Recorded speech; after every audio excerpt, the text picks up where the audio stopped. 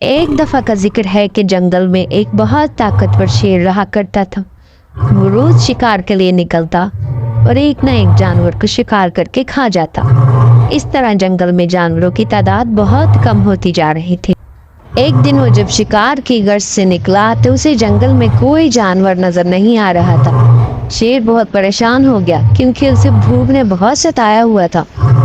وہ آس پاس دیکھتا رہا لیکن جب اسے کچھ نہ ملا تو وہ چلتا چلتا بلاخر ایک جگہ پہنچا جہاں بہت سے جانور اکٹھے رہا کرتے تھے۔ جب شیر کو وہاں ایک بلی نظر آئی تو وہ اسی پر جھپٹ پڑا کیونکہ بھوک کی شدت بہت زیادہ تھی۔ اس واقعے کے بعد جانوروں میں ہراس پھیل گیا اور وہ سب چھپنے لگے اور شیر کی اس حرکت سے ڈرنے لگے۔ کبھی وہ ایک جانور کو کھا جاتا تو کبھی دوسرے کو۔ اس طرح تمام جانور خوف کے مارے اپنے گھروں سے باہر ہی نہیں نکلتے تھے، اگر نکلتے بھی تھے تو بہت کم۔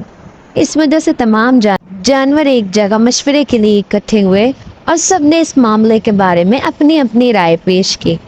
بلاخر ان سب نے ایک منصوبہ بنایا اور پھر لومڑی کو شیر کے پاس بھیجا کہ وہ ان کی تجویز لے کر شیر کے پاس جائے، آخر شیر اس بارے میں کیا کہتا ہے۔ لومڑی شیر کے پاس گئی اور اس نے شیر سے کہا کہ ہم سب نے ایک تجویز سوچی ہے، کیوں نہ روز آپ کے پاس ایک جانور خود سے آ جایا کرے اور آپ اسے کھا لیا کریں۔ اس طرح جنگل کا سکون برباد نہیں ہوگا اور باقی جانور پریشان نہیں ہوں گے۔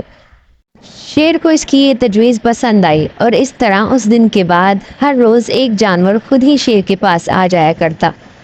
اس طرح شیر کا پیٹ بھی بھر جاتا اور جنگل کا سکون بھی تباہ نہ ہوتا۔ ایک دن ایک خرگوش کی باری تھی جو کہ اس تجویز سے رضامند نہیں تھا اور وہ شیر کے پاس جانا نہیں چاہتا تھا اور اپنے باقی ساتھیوں کا بدلہ بھی لینا چاہتا تھا شیر سے۔ اس لیے وہ کچھ سوچنے لگا۔ وہ چاہتا تھا کہ کچھ ایسا کیا جائے کہ سانپ بھی مر جائے اور لاٹھی بھی نہ ٹوٹے، یعنی کہ وہ اپنے دوستوں کا بدلہ بھی لے لے اور شیر کو بھی یہاں سے بھگا دے۔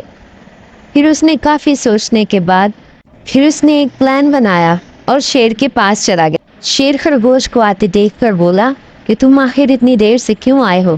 کیا تمہیں نہیں پتا کہ میں نے کہا تھا کہ اگر تم میں سے کوئی ایک بھی جانور دیر سے آیا تو میں پورے جنگل کے جانوروں کا سکون برباد کر دوں گا۔ خرگوش نے ڈرتے ہوئے کہا، راجا صاحب میں آ ہی رہا تھا اور میرے ساتھ میرے دو ساتھی بھی تھے کہ مجھے راستے میں ایک اور شیر مل گیا۔ اس نے کہا کہ تم راجا صاحب کے پاس نہیں جا سکتے، اس جنگل کا اصل راجا تو میں ہوں۔ جب میں نے اسے آپ کے بارے میں بتایا تو اس نے کہا کہ میں اسے نہ راجا مانتا ہوں اور نہ ہی اس سے ڈرتا ہوں۔ یہ بات سننے کی دیر تھی کہ شیر کو غصہ آ گیا اور اس نے خرگوش کو کہا کہ مجھے اس کے پاس لے چلو۔ خرگوش نے کہا، راجا صاحب وہ اس کنویں میں ہے، آپ دیکھ سکتے ہیں۔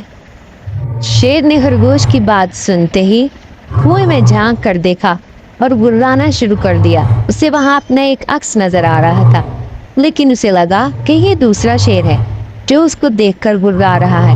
شیر کو یہ دیکھ کر بہت غصہ آیا اور اس نے کنویں میں چھلانگ لگا دی۔ اس طرح تمام جانور آزاد ہو گئے اور سب کی شیر سے جان چھوٹ گئی۔ وہ سب بہت خوش تھے کہ اب وہ پہلے کی طرح خوشی خوشی اس جنگل میں رہ پائیں گے اور انہیں کوئی بھی کچھ نہیں کہے گا۔ تو خرگوش نے اس طرح ان سب کی جان بچا لی۔ تو پیارے بچوں، اس کہانی سے ہم نے سیکھا کہ اگر ہم سمجھداری سے کام لیں تو کسی بھی مصیبت سے بچا جا سکتا ہے۔ ہمارے چینل کو ضرور سبسکرائب کیجیے گا۔ شکریہ۔